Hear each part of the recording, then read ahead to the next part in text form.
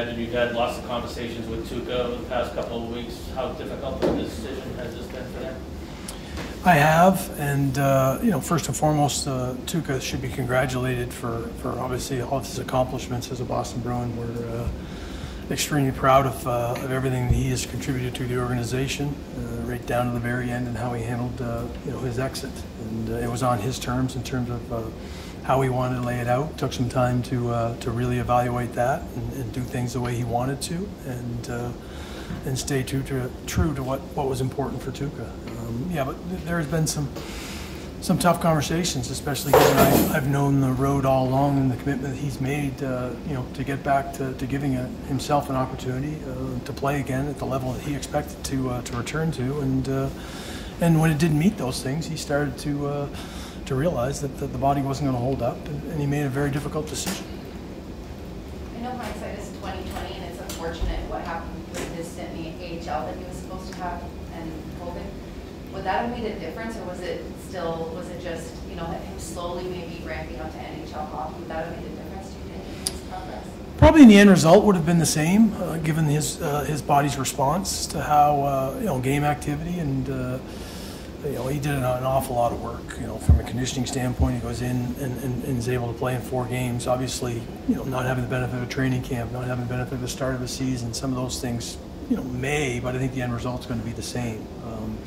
The hip and his back just started to give him some concerns on a daily basis, not just when it was going into game time.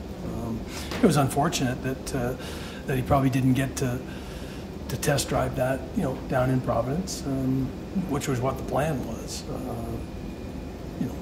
But ultimately I think the result would have been the same. When you think about the arc of his career and his accomplishments, what comes to mind for you in terms of on-ice events, saves, games? Boy, there's an awful lot there for me to unpack. I was part of, when we brought him on board, it was part of the exercise to go over in Finland and meet him for the first time, and his development, in Providence.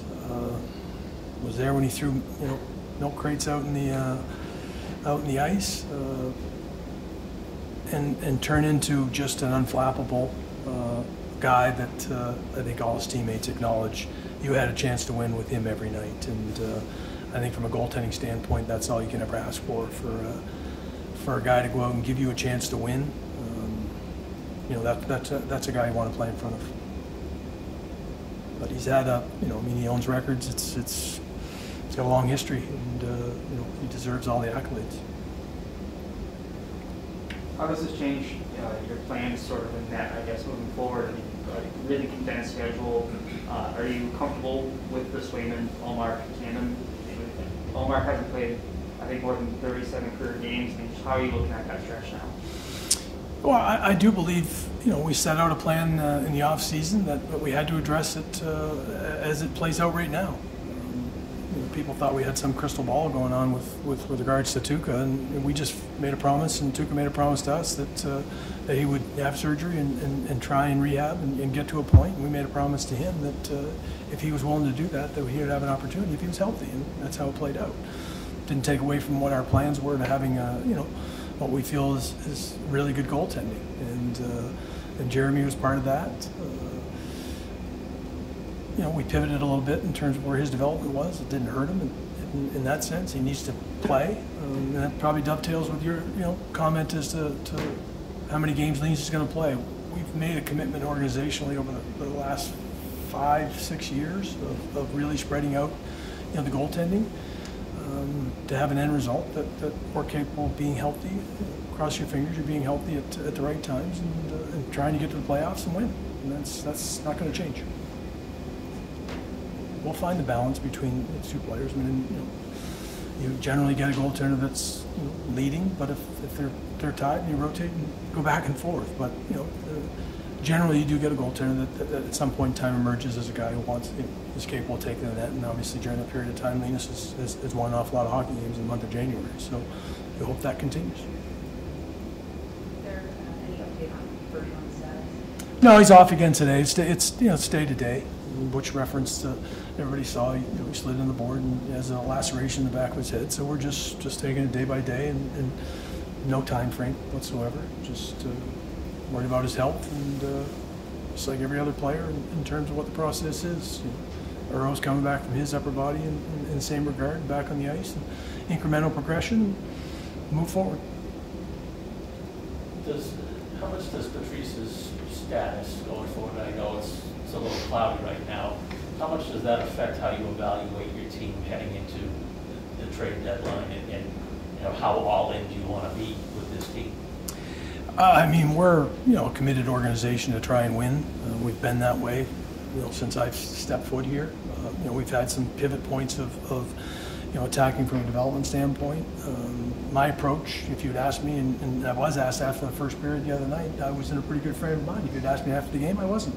But that's just a wins and loss, and it doesn't change our daily approach. We have multiple plans in place that hopefully we can add, as I've said, to this group. We have to evaluate. I think the 5 weeks leading up or 4 weeks leading up are really important, as to where your team is at and what the trajectory of your team, the health of your team is, and we'll have to take that into consideration. And I think vast majority of teams, will look at it that way. There's some teams that feel pretty comfortable where they are, and some of us need to make sure that we maintain our position. Do you feel like you've pinpointed kind of what the specific needs are going to be leading into the trade deadline? Easier said than done relative to acquiring players that you think are the missing pieces. Ultimately, you got to have depth in every position, and you have to be playing your best hockey. We went through the playoffs last year and lost our right-handed side of our defense. Years past, left-hand side of our defense. So there's no way to predict whether or not injuries and attrition happen. You have to expect them to at some point in time, and hopefully you have players that have either grown to be able to replace those minutes and those players, or you have to have depth on board that can step in. It'd be no different than tonight. You're losing 2 key players, and other guys have to step forward in minutes they might not have been accustomed to. But National Hockey League, the games are have been for different reasons moved around, but this game's happening tonight, and our guys have to be ready to play. That'll be no different moving forward. Do you think, though, that just looking at the roster, that there's a need that speaks out to you as far as something that needs to be sort of upgraded, or? Even the first place teams would say there's areas they can improve. They're going to try to improve. We're certainly no different. We evaluate our team all the time. It depends on how healthy we are and the situations we are. The movement of David going down to play with Hall and Hall, has given us an uptick in balance and scoring. We want that to continue. Depth, impact, find an impact player in any area. I don't think you're going to turn it down. You move another guy around. So, if we can find the best players to help our club, that's what we're going to do. We definitely have, as an organization, identified some players that may or may not be available. Some teams, might not see it that way. There's some teams still evaluating what they may do at the deadline as well. Time for 2 more. There are 2. Have you talked to Brad Marchand following his suspension, and just want to have that conversation with Mike, I guess? I have at length. As far as the suspension itself, as I said with the previous suspension, you're respectful to the Department of Player Safety and how they see things. I didn't agree with it then in terms of what the judgment was. I don't have a vote.